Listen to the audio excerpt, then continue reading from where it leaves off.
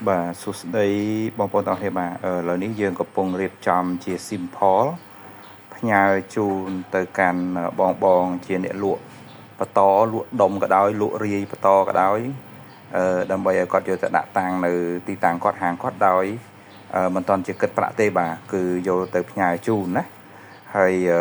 nơiក្នុងហ្នឹងក៏អរគុណដូចជាបងអូនស្រីម៉ាក់សេពេចណាដូចជាគាត់ម៉ាក់សេពេចហ្នឹងដូចជាគាត់កំងយើងខ្ញុំផ្ញើជូនគាត់ដូចជា6 ឡូមួយកេះមួយកេះវិញនេះមាន6 ឡូហើយខ្ញុំផ្ញើគាត់6 ឡូ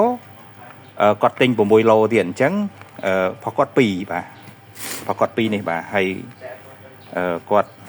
ព្យាយាមលើកទឹកចិត្តយើងបើសារសិប្បកម្មក្នុងស្រុកហ្នឹងអញ្ចឹងគាត់ព្យាយាមជួយយើងអញ្ចឹងផ្ញើគាត់6 ឡូគាត់ទិញ6 ឡូអញ្ចឹងអានេះផុសគាត់បាទហើយនៅក្នុងហ្នឹងក៏យើងមានភ្ជាប់នៅtesting នេះគឺឲ្យគាត់ដែរនៅពេលដែលគាត់យកទៅអាចប្រើសាកល្បងខ្លួនឯងបានណាបាទថាវាពពុះប៉ុណ្ណាហើយអានេះគាត់ដាក់លក់ទៅបាទហើយលីសតម្លៃយើងបានផ្ញើជូនគាត់ហើយអញ្ចឹងនៅក្នុងនេះគាត់ទទួលបានអា testing នេះ4 ដុំទៀតបាទនៅក្នុងមួយកេះបាទនេះយើងដាក់នៅគៀននេះបាទអញ្ចឹង4ប្រអប់ទៀតនេះបាទហើយ4ប្រអប់នេះគឺ4ក្លិនតែម្ដងអញ្ចឹងមានម្លិស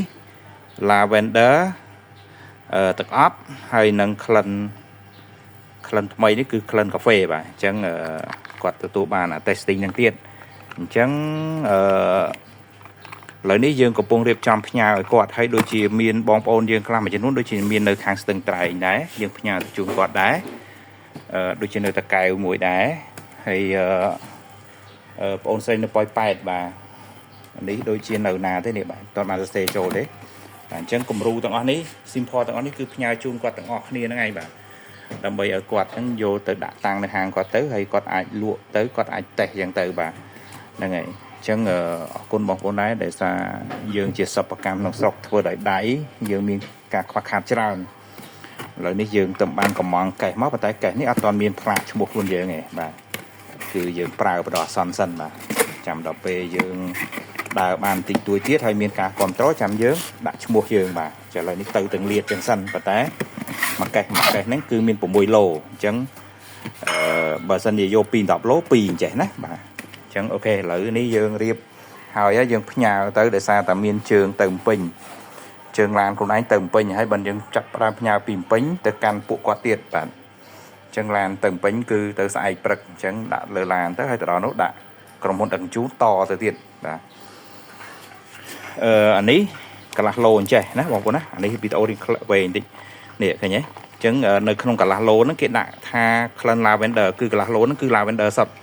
អញ្ចឹងរបៀបមើលគឺនេះបងប្អូននឹងមានឃើញគ្រីសនៅតាមអានេះអញ្ចឹងណាបើមិនចំហៀងនេះមិនមានទេគឺនៅចំហៀងនេះមានប៉ុន្តែដោយសារ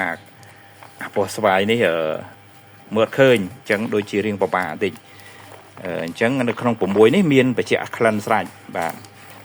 6នេះបាទ6 ដុំនេះណាបាទដូចអានេះទឹកអប់អញ្ចឹងនេះអានេះទឹកអប់អញ្ចឹងក៏6ដែរបាទនេះ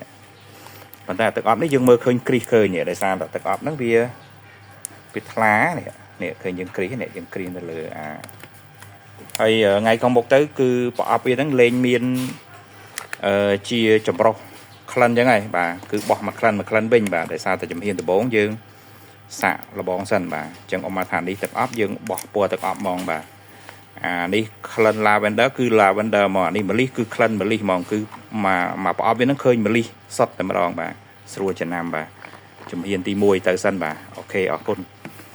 បងប្អូនមានឃើញវីដេអូនេះហើយមានតម្រូវការអីយកទៅដាក់តាំងណាតាក់ទងមកបាទយើងមាន testing យើងមាន sample ដើម្បីឲ្យគាត់យកទៅដាក់តាំងនៅហាងគាត់បាទ